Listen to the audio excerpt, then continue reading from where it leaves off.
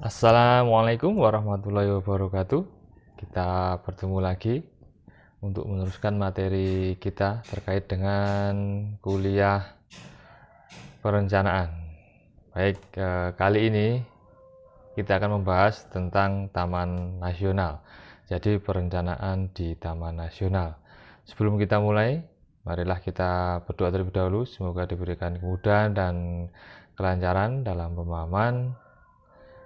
Berdoa dimulai.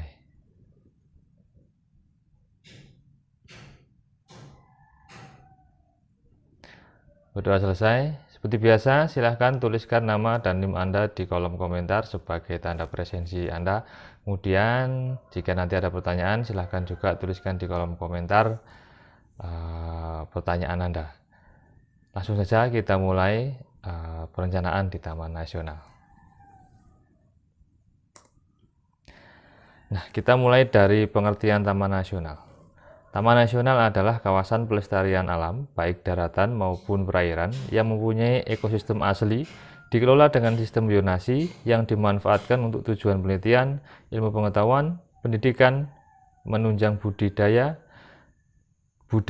pariwisata, dan rekreasi. Jadi, intinya di sini adalah ada 3 hal. Yang pertama, Taman Nasional itu bisa berada di daratan dan di lautan.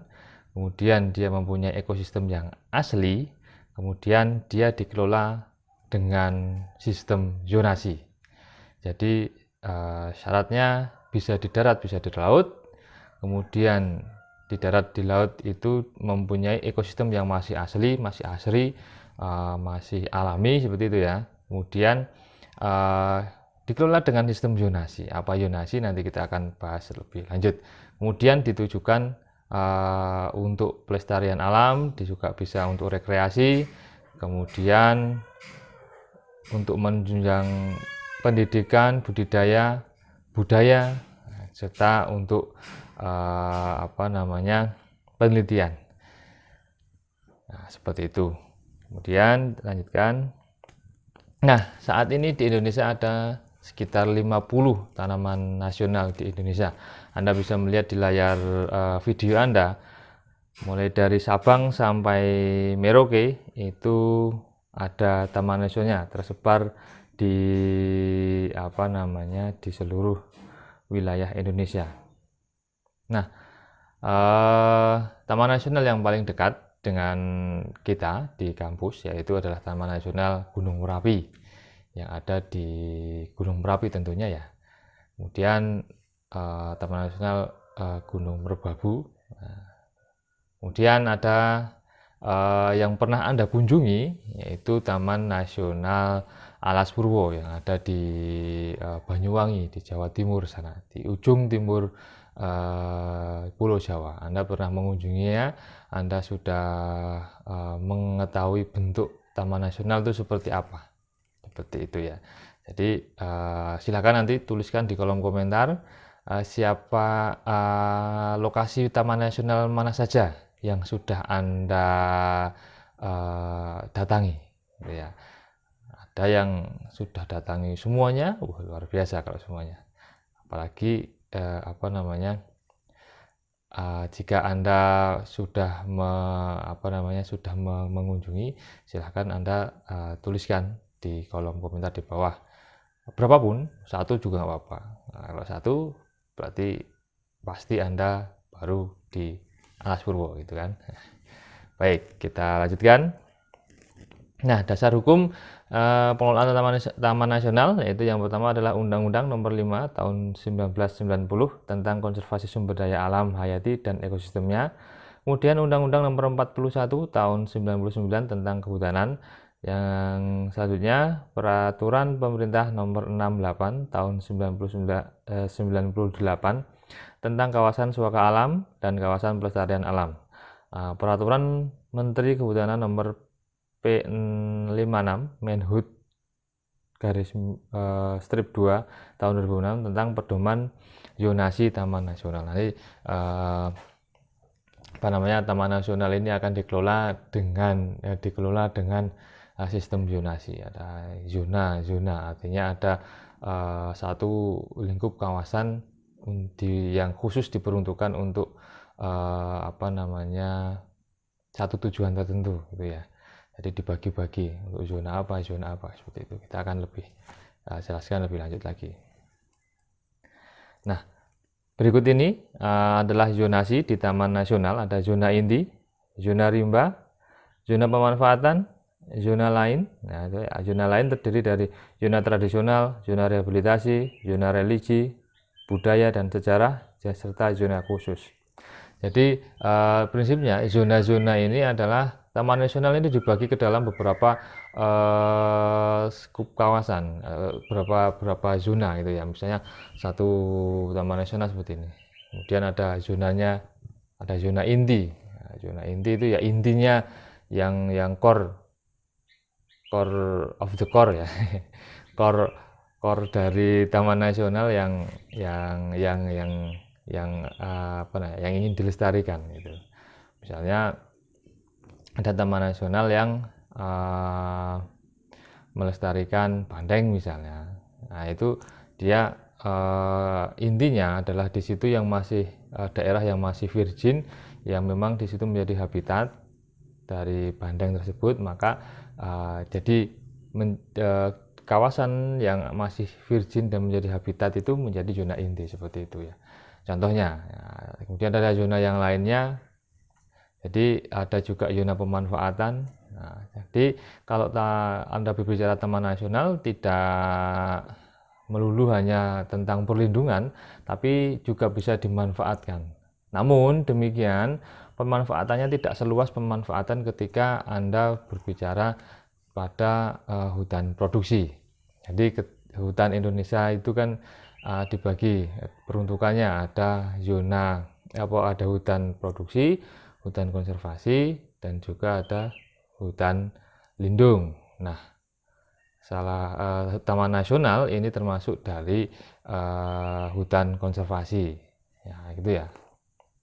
Nah, nanti di hutan konservasi kan ada suaka alam, ada pelestarian alam, gitu kan. Nah, silakan Anda cari dari hutan konservasi untuk Taman Nasional ini masuk yang mana, gitu ya. Oke, baik. Kita lanjutkan untuk lebih detail untuk zona-zona di Taman Nasional. Nah, zona inti adalah bagian dari Taman Nasional yang mempunyai kondisi alam baik biota maupun fisiknya masih asli dan tidak atau belum diganggu oleh manusia yang mutlak dilindungi, berfungsi untuk perlindungan keterwakilan keanekaragaman hayati yang asli dan khas. Nah, seperti yang sudah saya sampaikan tadi bahwa zona inti adalah merupakan inti dari Taman Nasional itu, di mana merupakan kawasan yang masih alami, masih virgin, di mana dia mempunyai keunikan tersendiri, ya, dan itu dijaga. Ya, dijaga artinya dijaga sedemikian rupa sehingga sehingga ekosistem itu tetap dalam kondisi yang asli gitu ya, yang virgin seperti itu. Nah, fungsinya untuk perlindungan dan keterwakilan keanekaragaman hayati yang asli dan khas tadi. Jadi dilindungi. Nah, dilindungi supaya keanekaragaman hayati yang asli dan khas itu tetap terjaga. Nah, itu zona inti. Kemudian zona rimba. Zona rimba untuk wilayah perairan laut disebut zona pelindungan bahari atau bagian Taman Nasional yang terletak untuk wilayah perairan laut disebut zona pelindungan bahari atau bagian tanaman nasional yang karena letak, kondisi, dan potensinya mampu mendukung kepentingan pelestarian pada zona inti atau zona pemanfaatan. Nah, jadi ketika tadi ada zona inti, kemudian sekarang ada zona rimba. Zona rimba itu adalah zona yang berada di lingkungan zona inti atau di sekitar zona inti, dan yang dia mampu mendukung pelestarian yang ada di zona inti, gitu kan. Tadi kan ada perlindungan keaslian dan keanekaragaman hayati ya, dengan misalnya ini zona intinya, Kemudian yang ini ya, ini ya intinya, kemudian didukung oleh zona rimba yang ada di sekitarnya. Nah, zona rimba ini harapannya mampu mendukung si zona inti ini untuk tetap dalam kondisi yang asli, gitu ya, dalam kondisi yang asli. Jadi apa namanya, kalau cuma hanya zona inti saja yang apa namanya, yang berdiri gitu ya, ini kan akan sangat rentan terhadap gangguan. Nah, kemudian diadakan namanya zona rimba ini.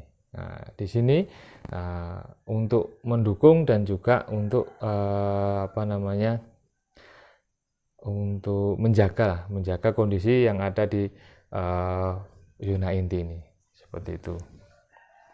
Nah, selain juga untuk mendukung zona inti, juga bisa digunakan untuk mendukung zona pemanfaatan. Nah, saya kira seperti itu. Kemudian zona pemanfaatan adalah bagian Taman Nasional yang letak kondisi dan potensi alamnya yang terutama dimanfaatkan untuk kepentingan pariwisata dan kondisi atau jasa lingkungan lainnya. Jadi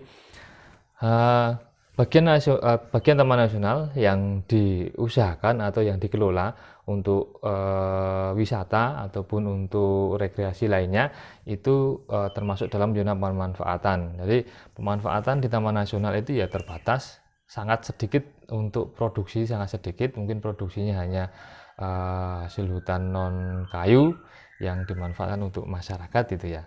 Nanti ada di zona tradisional itu. Nah, di sini zona pemanfaatan, nah itu tadi karena letak dan kondisinya itu apa namanya, dimanfaatkan untuk kepentingan pariwisata dan jasa lingkungan lainnya. Jasa lingkungan lainnya itu ya contohnya pelindungan air, pelindungan untuk memberikan udara, itu kan. Kalau misalnya di perairan, mungkin dia bisa memberikan apa namanya, wisata bawah laut, itu kan. Terus apa namanya, untuk perlindungan terumbu karang semacam itu. Jadi itu zona pemanfaatan. Jadi daerah yang kawasan Taman Nasional yang dijadikan sebagai dapat dikelola. Nah, tapi pengelolaannya biasanya lebih banyak pada apa namanya, rekreasi ataupun pariwisata atau jasa lingkungan, seperti itu. Kalau Anda masih ingat di Taman Nasional Alas Purwo, itu Anda menginapnya itu ada di Pantai Triangulasi ya. Nah, itu salah satu bentuk dari zona pemanfaatan. Nah, dimanfaatkan sebagai kawasan rekreasi ya toh. Kemudian Anda pergi ke mana kemarin? Pergi ke mangrove itu ya, di Bedul. Nah, itu juga termasuk zona pemanfaatan. Nah, semacam itu. Zona intinya di mana? Zona intinya masih jauh masuk ke dalam. Kalau Anda di triangulasi itu masih ke kanan jauh, sekitar mungkin bisa 5-7 km baru kita menemui zona intinya, seperti itu. Kemudian kita lanjutkan, yaitu zona tradisional. Zona tradisional adalah bagian dari Taman Nasional yang ditetapkan untuk kepentingan pemanfaatan tradisional oleh masyarakat yang karena kesejarahan mempunyai ketergantungan dengan sumber daya alam. Nah, jadi di sini Taman Nasional disediakan zona untuk zona tradisional ini untuk mengakomodir kepentingan masyarakat, di mana secara sejarahnya atau dalam sebelum ditetapkannya Taman Nasional, masyarakat sudah tergantung terhadap potensi yang ada di Taman Nasional, di mana mereka memanfaatkan potensi yang ada di Taman Nasional untuk kepentingan hidupnya. Seperti itu, misalnya di situ terdapat madu. Nah, itu madu itu merupakan sumber makanan bagi masyarakat atau sumber pendapatan. Maka daerah-daerah yang mampu menyediakan atau mampu memproduksi madu alam itu dimasukkan dalam zona tradisional. Kemudian ada misalnya di daerah mangrove, beberapa kasus itu ada daerah mangrove yang masuk Taman Nasional, kemudian masyarakat di situ sudah sejak lama itu memanfaatkan kayu bakar. Nah, kayu bakar dari pohon bakau atau pohon mangrove itu mempunyai nilai kalori yang tinggi ya, artinya itu kemudian dimanfaatkan oleh masyarakat untuk sebagai bahan bakar seperti itu. Nah, itu juga bisa masuk ke dalam zona tradisional. Nah, jadi intinya zona tradisional ini mengakomodir kepentingan masyarakat untuk memenuhi kebutuhan hidupnya seperti itu. Kemudian zona rehabilitasi. Zona rehabilitasi adalah bagian dari Taman Nasional yang karena mengalami kerusakan sehingga perlu dilakukan kegiatan pemulihan komunitas hayati dan ekosistemnya yang mengalami kerusakan. Jadi kerusakan itu tidak hanya terjadi pada hutan produksi, tapi juga di hutan konservasi seperti Taman Nasional juga bisa mengalami kerusakan. Nah, kerusakan ini bisa terjadi akibat alam, gangguan alam, ataupun karena gangguan manusia. Misalnya kalau alam, misalnya terjadi kebakaran, tanah longsor, seperti itu. Nah, kalau terjadi kebakaran dan tanah longsor, maka terjadi kerusakan ekosistemnya, perlu dilakukan yang namanya rehabilitasi. Jadi direhabilitasi sedemikian rupa sehingga nanti dia bisa kembali ke bentuk ekosistem yang awalnya atau bentuk vegetasi yang awalnya, sehingga dia bisa mendukung lagi untuk kawasan Taman Nasional seperti itu. Itu zona rehabilitasi. Kemudian zona religi, budaya, dan sejarah.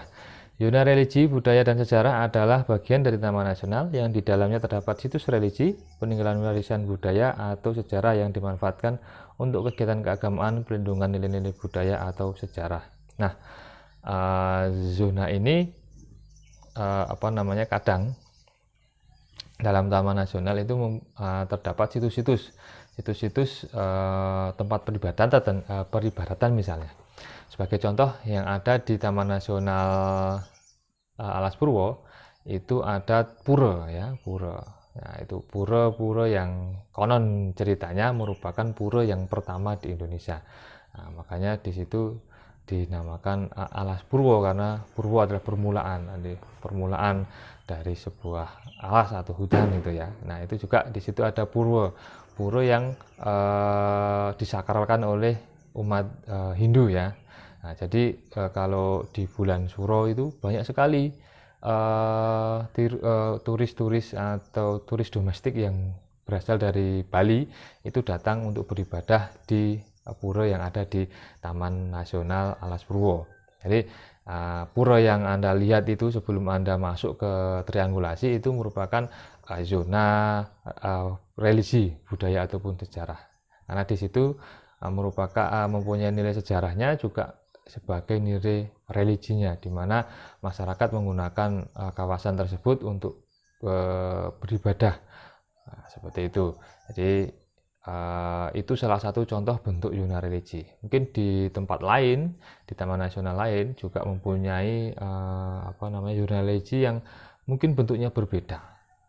Seperti itu ya. Jadi bermacam-macam, tidak harus pura gitu kan. Nah, yang penting dia digunakan sebagai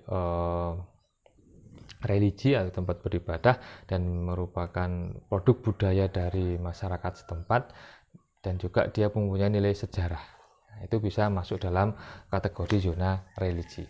Ya, kita lanjutkan.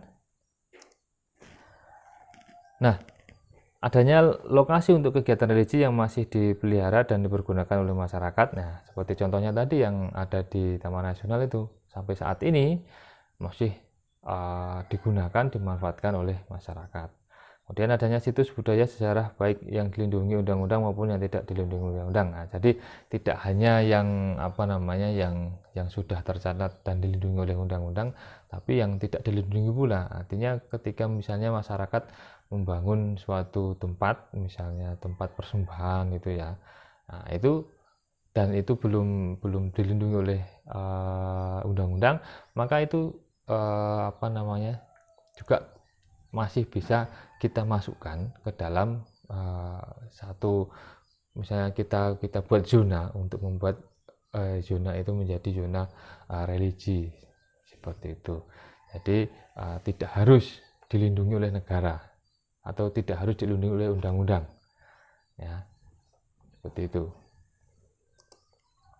Kemudian zona khusus adalah bagian dari taman nasional karena kondisi yang tidak dapat dihindarkan telah terdapat kelompok masyarakat dan sarana penunjang kehidupannya yang tinggal sebelum wilayah tersebut ditetapkan sebagai taman nasional, antara lain sarana telekomunikasi, fasilitas transportasi, dan listrik. Nah, jadi ada satu zona yang disebut zona khusus, di mana di situ sudah terdapat masyarakat sebelum ditetapkannya kawasan menjadi taman nasional. Artinya orang atau masyarakat itu sudah ada di situ sebelum ditetapkan taman nasional, sehingga meskipun itu berada di dekat zona inti atau ada di zona rimba, tapi karena sudah ada masyarakat terlebih dahulu, ya di situ jadikan zona khusus gitu ya. Ada kasus kalau tidak salah di Sumatera itu memang masyarakat sudah berdiam di wilayah taman nasional itu sebelum ditetapkannya taman nasional, dan mereka sudah melakukan budidaya, bercocok tanam di situ, sudah mapan lah di situ, baru ditetapkan menjadi taman nasional. Nah, itu kita tidak bisa mengusirnya atau menyuruh pergi dari tempat tersebut ya, karena sudah mereka duluan. Nah, kemudian karena ketidakmungkinan itu kita buat yang namanya zona, yaitu zona khusus seperti itu. Itu salah satu contohnya. Kemudian, nah, strategi pengelolaan taman nasional, kalau kita lihat berdasarkan stakeholder yang terlibat, ini kita bisa lihat. Nah, ada state based forest management, kemudian community based forest management. Jadi yang satu state based dan satu community based.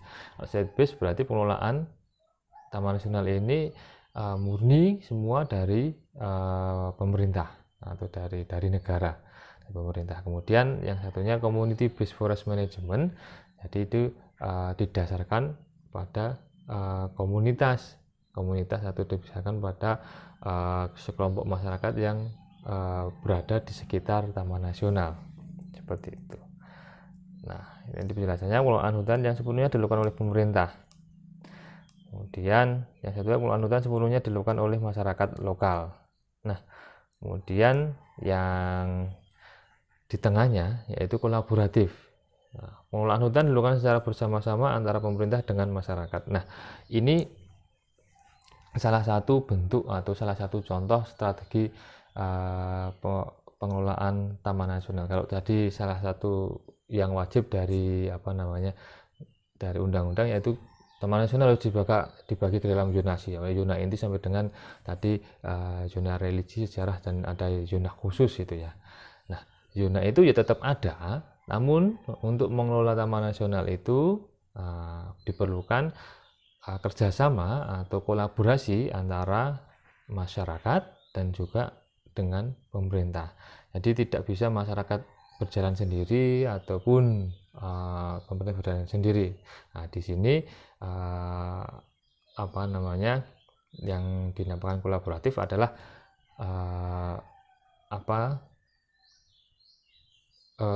pengelolaan hutan itu dilakukan bersama-sama antara masyarakat dengan pemerintah. Jadi masyarakat itu kepentingannya apa, pemerintah kepentingannya apa, kita satukan, gitu kan? Artinya kita satukan, kita kompromikan.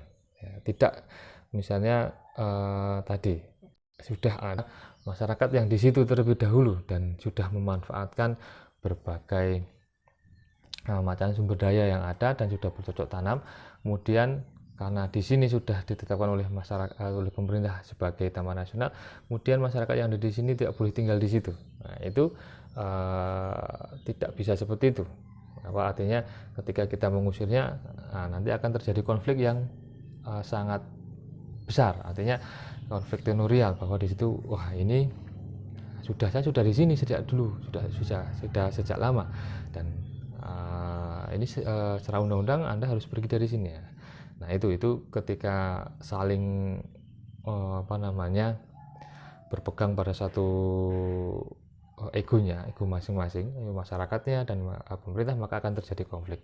Nah kemudian solusinya adalah kolaborasi. Oke, misalnya memang di situ sudah ada masyarakatnya, kemudian bagaimana masyarakat itu kita rangkul untuk mengelola taman nasional supaya taman nasionalnya tetap terjaga, kemudian kehidupan mereka juga tetap terjamin meskipun itu di dalam taman nasional. Misalnya ada kewajiban dari masyarakat, ada hal-hal yang tidak boleh dilanggar dalam taman nasional.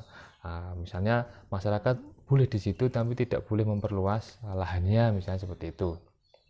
Kemudian pemerintah berperan untuk memberikan alternatif pendapatan lain, atau memberikan peningkatan kapasitas masyarakat untuk bisa memberdayakan dirinya untuk bisa tidak terlalu atau tidak sangat tergantung terhadap kawasan di taman nasional, seperti itu. Jadi bentuk kolaboratif itulah yang yang diharapkan nanti mampu mengembangkan taman nasional ini untuk tetap melestarikan alamnya. Namun ketika ada masyarakat di situ, masyarakat juga ikut merasakan hasil dari pelestarian alam itu, juga masyarakat ikut sejahtera ya, seperti itu. Baik, saya kira cukup untuk materi kali ini terkait dengan pengelolaan taman nasional atau perencanaan taman nasional. Apabila ada pertanyaan, silahkan Anda tuliskan pertanyaan Anda di kolom komentar. Nanti akan kita jawab satu persatu pertanyaannya.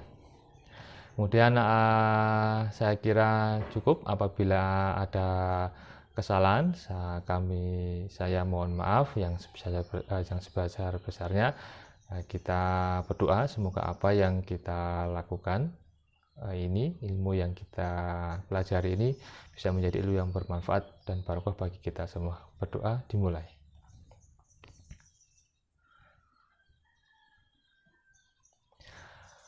Berdoa selesai. Terima kasih atas perhatiannya. Akhirul kalam. Wabillahi taufiq wal hidayah.